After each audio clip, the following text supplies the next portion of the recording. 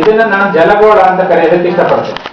ಮತ್ತೆ ಪ್ರಶ್ನೆ ನೀವು ಸೈನ್ಸ್ ಅಲ್ಲಿ ಪಾಠ ಮಾಡುವಾಗ ಅಥವಾ ಸಮಾಜ ಪಾಠದಲ್ಲಿ ಬರೆಯುವಾಗ ಇದನ್ನ ಜಲಗೋಳ ಅಂತ ಕರೀತಾರೆ ಅಂತ ಬರಿಬೇಡ್ರಿ, ಮಾತು ತಿಳ್ಕೊತೇನೆ.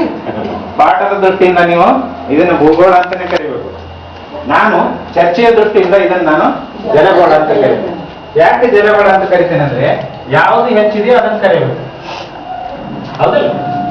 ಈ ಭೂಭಾಗದಲ್ಲಿ 75% ಸಮುದ್ರ ಇದೆ, 25% ಭೂಮಿ ಅಲ್ವಾ? ಅಂದ್ರೆ 3/4 ಪಾಲಷ್ಟು ನೀರೇ ಇದೆ.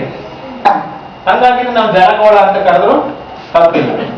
ಆದ್ರೆ ಬಿಜಾಪುರದಲ್ಲಿ ಈಗಲೇ ಮಳೆ ನಿನ್ನಿನ ಹೋಗಿದೆ, ಇವತ್ತಾಗಲಿ ನಮ್ಗೆ ಕುಡಿಯೋದಕ್ಕೆ ನೀರಿಲ್ಲ.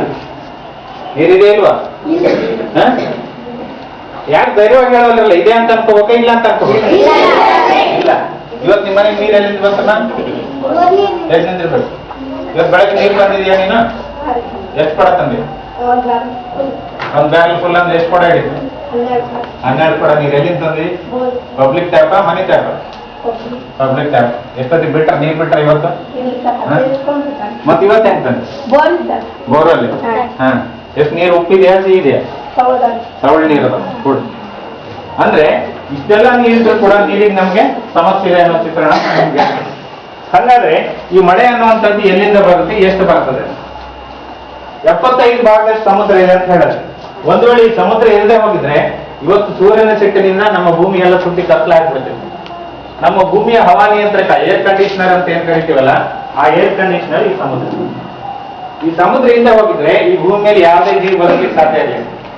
ಯಾಕೆಂತ ಹೇಳಿದ್ರೆ 75% ಇರುವಂತಹ ಭೂಮಿಯಲ್ಲಿ 80%ನಷ್ಟು ಮಳೆ ತರಿಸುವಂತಹ ಶಕ್ತಿ ಇರುವಂತದ್ದು ಆ ಸಮುದ್ರಕ್ಕೆ ಮಾತ್ರ. ಏನ್ ಮೋಡಗಳ ಸೃಷ್ಟಿ ಆಗ್ತಾ ಇದೆಯಲ್ಲ, ಆ ಮೋಡಗಳ ಸೃಷ್ಟಿ ಆಗುವಂತ ಶಕ್ತಿ ಇರುವಂತದ್ದು ಆ ಸಮುದ್ರಕ್ಕೆ ಮಾತ್ರ.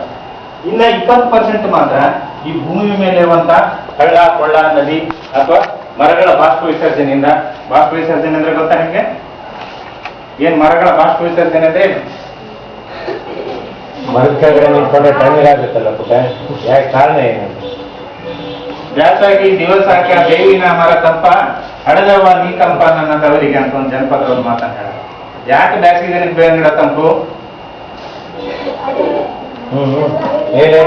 ಎದ್ದಿತ್ತು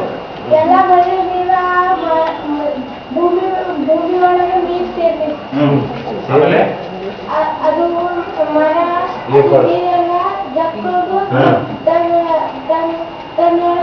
ಇಟ್ಕೊಂಡು ಎಲೆಗಳ ಮೂಲಕ ಹೊರಗೆ ಬಿಡ್ತದೆ. ಅದಕ್ಕೆ ಬಾಷ್ಪ ವಿಸರ್ಜನೆ ಅಂತ ಕರೀತಾರೆ.